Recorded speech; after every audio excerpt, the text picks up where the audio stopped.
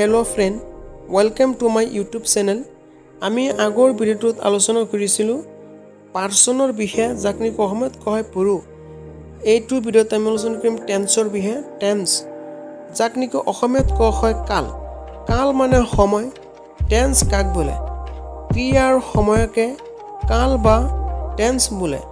Tense মূলতে তিনি প্ৰকাৰৰ যেনে প্ৰেজেন্ট টেন্স যাক নেকি অসমত কোৱা হয় বৰ্তমান কাল, past tense যাক নেকি অসমত কোৱা হয় অতীত কাল, future tense যাক নেকি অসমত কোৱা হয় ভৱিষ্যৎ কাল। এই তিনিটা টেন্সৰ আকৌ চাৰিটাকৈ ভাগ আছে। তিনিটা টেন্সৰ চাৰিটাকৈ 12টা ভাগ আছে। 12টা ভাগৰ কথা আমি পিছত আলোচনা কৰিম। এতিয়া চোৱা প্ৰেজেন্ট টেন্স কাক বোলে? যি কাম বৰ্তমান হয় বা হৈ আছে তাক প্ৰেজেন্ট টেন্স বোলে। যেনে ৰামে কিতাপখন পঢ়িছে, ইয়াত ৰাম হৈছে থাৰ্ড পাৰ্চন সিঙ্গুলাৰ নম্বৰ কিয়নো কামটো ৰামে কৰিছে, কিতাপখন ৰামে পঢ়িছে।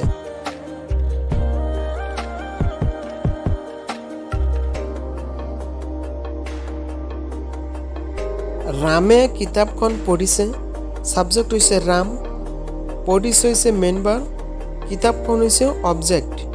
এতিয়া সাবজেক্ট প্ৰথমত আহিব ৰাম, মেইন ভাৰ্ব আহিব পিছত।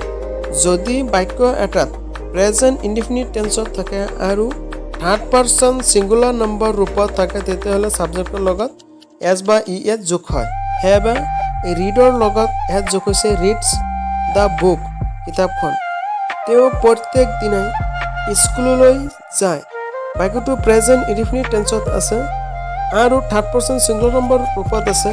হি goes to school every day, গ'ৰ লগত ই এছ যোগ হৈছে। আজি দেওবাৰ, টুডে ইজ সানডে। এতিয়া চোৱা পাষ্ট টেন্স কাক বোলে? যি কাম আগতে হৈছিল তাক পাষ্ট টেন্স বোলে। যেনে মই ভাত খাইছিলোঁ, আই এট ৰাইচ।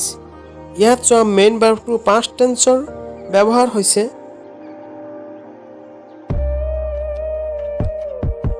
ৰাজু বজাৰলৈ গৈছিল, চোৱা এইটো হৈছে অতীতকালৰ কথা। ৰাজুৱে বজাৰলৈ গৈছিল, কেতিয়া গৈছিল মানে আগতে গৈছিল। ৰাজু ৱেণ্ট টু মাৰ্কেট, সেয়েহে মেইন ভাৰ্বটো পাষ্ট টেন্সৰ হৈছে। এতিয়া চোৱা ফিউচাৰ টেন্স। ফিউচাৰ টেন্স কাক বোলে?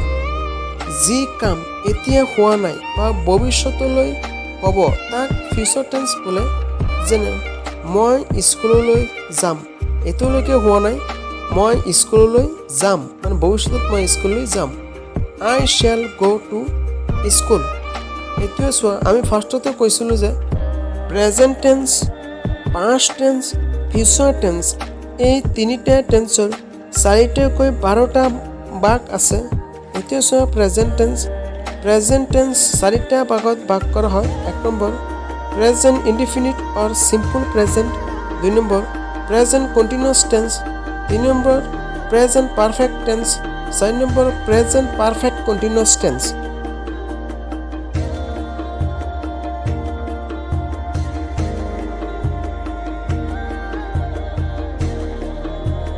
Present perfect continuous tense. এতিয়া আমি প্ৰেজেন্ট টেন্সৰ বিষয়ে আলোচনা কৰিছোঁ আৰু প্ৰেজেন্ট টেন্সৰ চাৰিটা ভাগৰ বিষয়ে আমি শিকিছোঁ। প্ৰেজেন্ট টেন্সৰ চাৰিটা ভাগ কি কি আছে? এতিয়া আমি আহোঁ পাষ্ট টেন্সলৈ। পাষ্ট টেন্স চাৰিটা ভাগত ভাগ কৰা হয়। Past indefinite or simple past tense, 2 number হৈছে পাষ্ট কণ্টিনিউয়াছ টেন্স, 3 নম্বৰ হৈছে পাষ্ট পাৰফেক্ট টেন্স, 4 নম্বৰ হৈছে পাষ্ট পাৰফেক্ট কণ্টিনিউয়াছ টেন্স। এই চাৰিটা হৈছে পাষ্ট টেন্সৰ ভাগ। এতিয়া আমি আহোঁ ফিউচাৰ টেন্সলৈ। ফিউচাৰ টেন্স চাৰিটা ভাগত ভাগ কৰা হয়। সেই ভাগবোৰ হৈছে 1 number future indefinite or simple future tense, 2 number হৈছে ফিউচাৰ কণ্টিনিউয়াছ টেন্স, 3 নম্বৰ হৈছে ফিউচাৰ পাৰফেক্ট টেন্স।